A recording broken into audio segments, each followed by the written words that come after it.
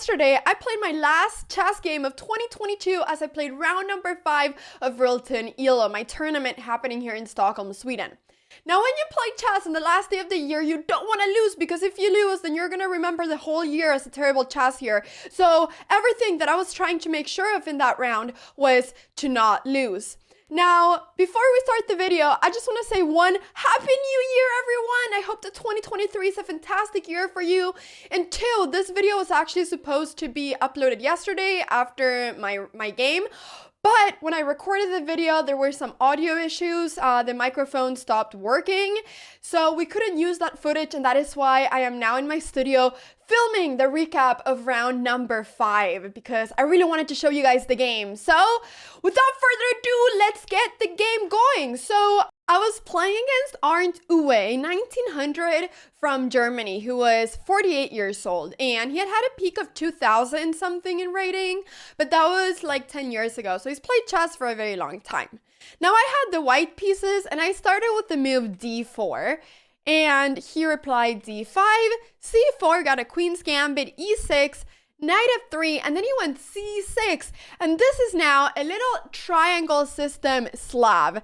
Now, the idea of going here is that if I would now go knight c3, then he can capture on c4, and this is called the no taboo, where you're really trying to keep the c4 pawn by going b5, etc. And I actually really hate playing against it, so I decided to go e3, but now I was completely out of preparation because I wasn't expecting him to go c6, I was expecting him to go knight f6. So after e3, the idea is simply to be able to defend this pawn with the bishop. He went knight f6, knight c3, knight b7, bishop d3, and now he captured. And he captured now after I went bishop d3, just so that basically I would have lost a tempo by going bishop d3, so I've basically lost a turn by going here. So after takes, I captured back, and he went b5, threatening my bishop. Now, the best square for the bishop is to go to d3, because in this position the bishop is going to be in a very good diagonal, and he went bishop b7 to simply develop the bishop. The idea here is at some point to go c5 and try to break the center, but he has to do it in the right moment, because otherwise this pawn is hanging. Now, in this position I took actually a while to think, because I was scared that he had prepared a line, because I've never seen him play this before, so I was really scared that he had done a lot of preparation.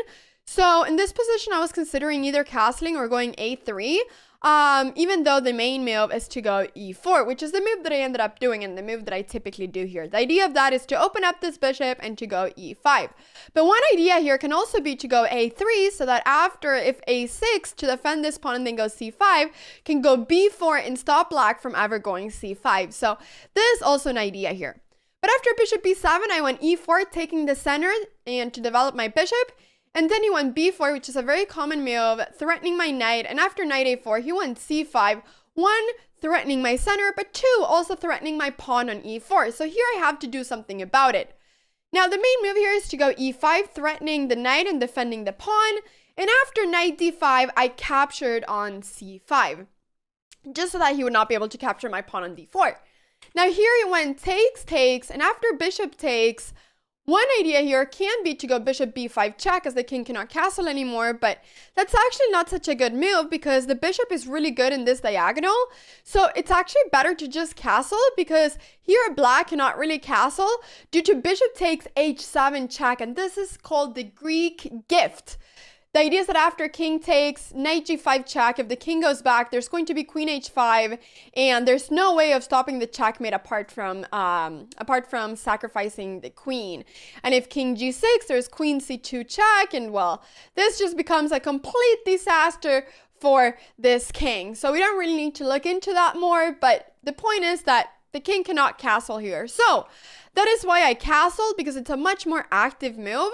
And here he went queen b6, 1, getting the queen out of this file, 2, putting some pressure on f2, and 3, stopping me from going bishop b5 check. In this position, I did a good move, which was knight g5. Once again, the idea is that I was just playing against the king. I just wanted to say, hey, where is your king gonna go? You can't castle. So in this position, I was actually expecting him to go rook d8 to get the rook on this file and put a little bit of pressure on my bishop and queen, but he went h6. And during the game, I actually thought that this was a terrible move, because I just felt like the king was so like weak. And I was looking at all kinds of moves like queen h5, like knight takes f7. It felt really wrong to push one of the king pawns because I didn't realize that his plan is probably going to be to castle queenside. But this move is actually really not as terrible as I thought it was. In this position, the best move is just simply to go knight e4 and then to just basically keep the position as it is, but just, you know, get the knight to a better square. And I consider this move, but I love doing forward moves like my mom always says. And I love threatening stuff. So I went queen h5, which I thought was a good move because I'm threatening to capture on f7 and you cannot capture the knight because then the rook is hanging. So I thought that this was a fantastic move during the game. And this is a great move if it's not for one line, which was a really difficult line to see. I didn't see it, my opponent didn't see it, but it's very pretty, so I'm going to show you. Here the idea is that g6, I thought that this move was not possible because I thought that, you know, there's always bishop takes g6 and this king is super vulnerable, or I can just go queen takes h3 and now this pawn is going to be very weak. This square is going to be very weak after knight e4, so I was like, you know, this cannot happen. But there's this really pretty idea which I missed, which is that after queen h3, black can go bishop d4, the only good move here, threatening this pawn. And I actually have a lot of issues if I lose this pawn because this is the pawn that's basically like making me have a lot of space in the position. If I lose it, I'm just going to be worse. So here I have to go knight f3 to defend the pawn. But in this position, there's the tactic of bishop takes b2. And after bishop takes b2, there is knight f4, threatening my queen and my bishop. And now I'm losing it. Well, I'm going to be losing a pawn, but I'm just going to be a lot worse. So this is the reason why queen h5 is not good. But I didn't see it. My opponent didn't see it, so it all worked out. But yeah, my mom saw it and she was talking about that line on stream. So rook f8 was played just to defend on f7, and now all of a sudden my move queen h5 was pretty good because this, I mean, the rook is just really badly placed on f8. Now in this position I went knight e4, which was good, and he went bishop e7 because he doesn't want to exchange the bishop. In this position, I started to make a chain of bad moves, which sometimes happens in the middle game if you don't really know what the right plan is, which is why middle game plans are super important to study because it can be really hard. It can be really hard. And I actually had the wrong mid-game plan in this position. I thought that what I wanted to do was that I wanted to go queen e2, get my bishop out, and get my rooks in because, you know, I thought we got to activate all of our pieces. But I was also considering going a3 or a4 because I realized that this king will probably have to castle this side, and then going a4 will be fantastic because I'll get either some space on the queen side and I'll be able to attack the king a little bit better, or if captures, I'll open up the b file. So I was really considering here going a4. That was the move that I was considering for a long time, but I thought that I could do my series of moves before and then do a4. I didn't realize that I was in a hurry in this position. So here I went queen e2, which is a mistake because I'm like the queen is as good here as it's here, basically. So here he castled queenside, and when he castled queenside, I realized, wait, like this king is not so unsafe. I really wish I would have gone a4. And here, once again, I had the opportunity. In this position, it's better to go a3 to really force a capture because if b3, this pawn is going to be very weak. But I played bishop e3, and this is just a really bad move, actually, because I didn't know where this bishop was going to go. I thought that, okay, it can't go here, it can't go here. Bishop d2 doesn't make sense to have the bishop on the same file as the rook. So I was like, where is this bishop going to go? It has to go somewhere. But I should actually just wait here with getting my bishop out. So bishop e3 was a big mistake, a big positional mistake, because I'm going to get a pair of double pawns, which I thought it wouldn't be so easy to attack them. But I missed the idea of going rook d5 and simply attacking this pawn. And because I don't have any dark squared bishop, it's actually completely fine for him to take this pawn. I will not really be able to do any big attacks on this diagonal. So this is a mistake, guys. This was a mistake. And all of a sudden here, by not going a4 and by going for my whole bishop e3 plan, I was just much worse. Like much worse. This is -2 for black. So black has a big advantage here. In this position, he could have gone rook d5, immediately attacking my pawn, but he decided to keep his king in safety first. In this position, I should have gone knight d2, with the idea being that if rook d5, I can go knight c4 and throw in the queen and defend. But I went rook c1 because I thought that if he went rook d5, I could go knight d2. But I missed that after rook c1 and rook d5, I cannot go knight d2 because of queen d8, and I'm losing a piece here. Both of my bishop, my bishop is being attacked, and if I move it, my knight is going to be falling. So I missed that this move was just not possible in this position. So when he went rook d5 here, I realized that I was in big trouble, like very big trouble. So I decided that if I was going to lose this pawn, I would have to at least get this bishop for it. Like I would have to exchange this knight for this bishop, because if this pawn is gone and he's able to get a bishop on this diagonal towards my king, and these two bishops are sniping down towards my king, I knew I was going to lose the game because the bishops were just going to be so strong. Like the bishop pair is always really good. So I couldn't allow that. So here I went knight d6 so that, well, if he takes here, I can take the bishop, and his best move is simply to capture on d6. And now after captures, at least I've been able to exchange the knight for the bishop. But I'm in a really bad position here. Extremely bad. So here, he should go rook takes d6. This is his best move. And after rook takes d6, I was going to go a3 and try to open up over here. But then my rook is kind of weirdly placed on c1. So yeah, and he can probably just double up his rooks. But here he actually made a mistake. Or an inaccuracy, and he captured this pawn back with the queen instead. Now you may say, Anna, why is this an inaccuracy? You know, it makes sense. Like his idea with this is that he wants to already take control of the d file, and he wants to be able to go, if I move this bishop and the bishop is under attack, he wants to be able to go rook d2 and put pressure on g2 with the bishop and the rook. So in this position, I only have one move that does not lose. And it's a really important move because if I don't do this move, I'm just going to straight up lose the game. So the important move in this position was to go bishop e4. This was a crucial move. The idea is that if rook d2, I can go queen b5 and I'm pinning the bishop so the bishop cannot capture back. And if queen d7, I can go queen takes b4. And yeah, so in this position, and then I'll be a lot better. I'll be pretty much winning. His only good move here is to go queen b6, but then I have check, and his best move is to go back, and then it's going to be repetition. Because if he goes king h8, king a8, this is really pretty. There's rook takes f7, and if rook takes, there is a checkmate on c8 because the bishop is pinned. So this is really pretty. And if he takes my pawn, I'll just be able to move my king, and there's nothing. So this is actually really pretty. So he did not go rook d2. He went in this position, bishop a6. Now, in previous positions, he had opportunities of capturing and going bishop a6. But the thing is that whenever he gets rid of this bishop, his king is going to become a little bit weak. So he has to be a little bit careful with doing that. In this position, I can go I can go to a few different places. I can go queen g4. I can go queen f3. I can go queen e1. Now here, I thought that it didn't matter where I went with the queen. I was scared of going queen here due to f5. So I thought queen f3, queen e1 is the same thing. But every time one thinks that, it's like never the same thing. Like never. It's never the same thing. So I need to just get that sentence out of my head. It's so many times that I'm like, oh, I can do any of these moves. It's going to be the same thing. But no, Anna, it's not. So the idea is that queen e1 is much better than the move that I did. Because if queen e1 and he captures my bishop and I take on d5, then he has to capture with the pawn, because if he captures with the queen, then this pawn is hanging. And that is the main difference. He has to capture the bishop back. And if the bishop would go back to a6 or something, then I can just go bishop f3 and take control of this diagonal.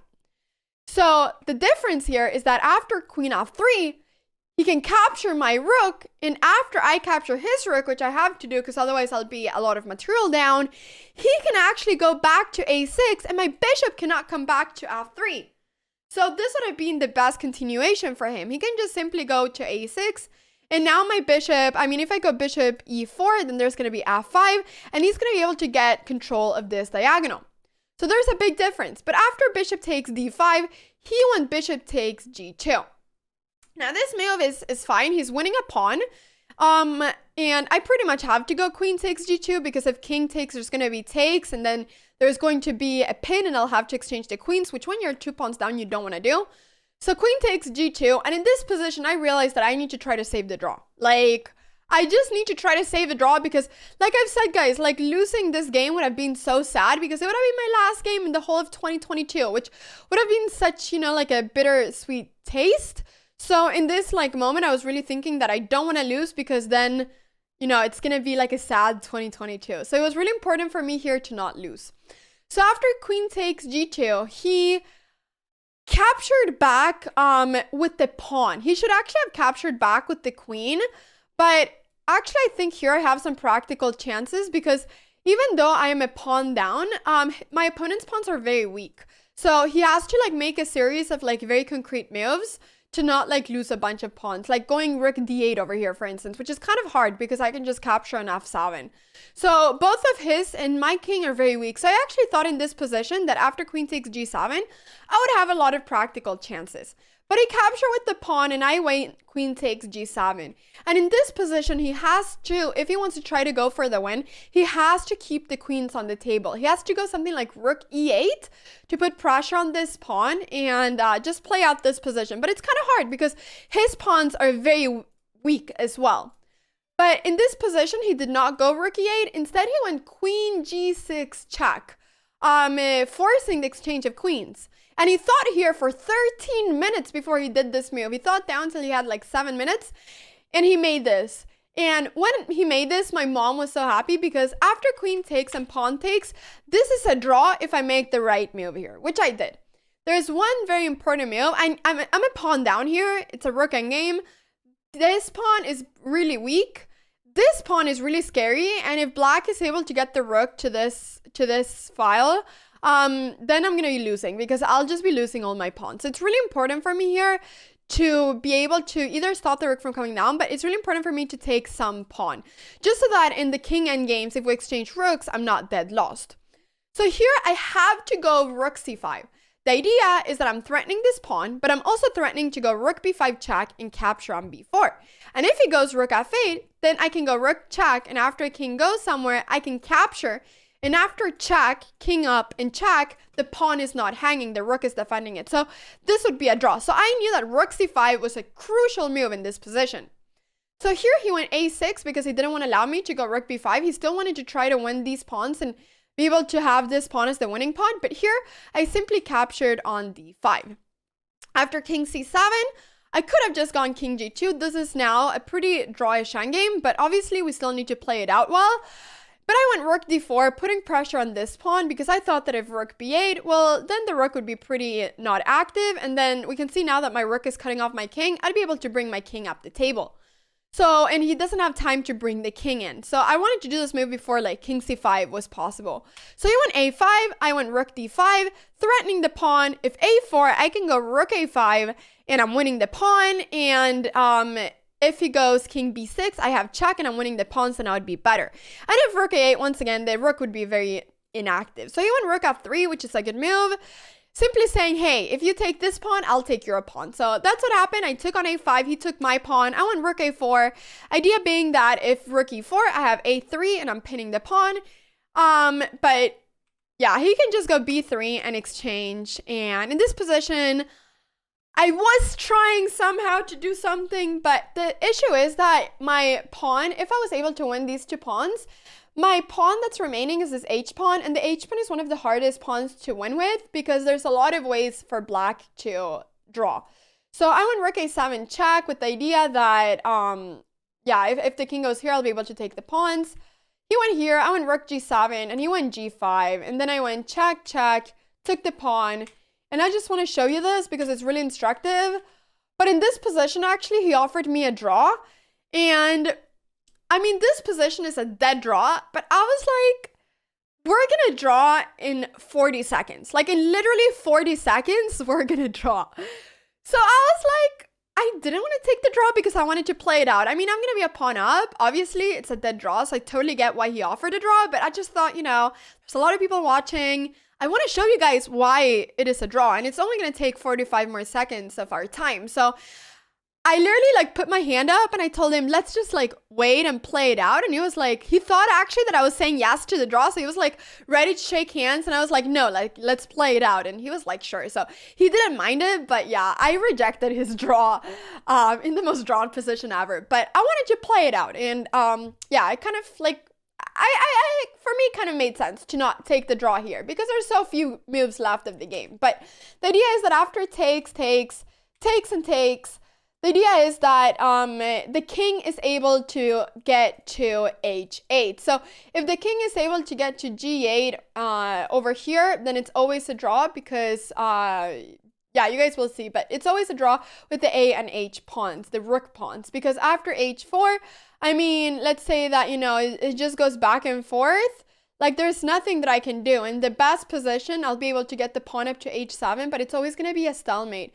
And if the king is over here, when it's a check, the king will go to h8. And after, you know, you go king h6, it's going to be a stalemate. So it's always a draw. And this is good to remember. If it's an a or h pawn and the king is able to get to g8, it's always going to be a draw because the king can always go back and forth. Same thing here. If the king gets to b8 or a8, it's always a draw. So guys, I ended up drawing the last game of 2022 against this 1900. So I was pretty happy because I had a really bad position. I went wrong in the opening, and I had a pretty good opening before that. So I was kind of sad that I didn't play the move that I was thinking about playing a4. But you know, it is what it is. Sometimes we make the wrong plans and then you just have to live with it, and you know, you have to be okay with the results. I'm happy that I was able to do a comeback, save the draw, and yeah, I hope that you guys enjoyed the analysis of round number 5. I am now on 3.5 points out of 5.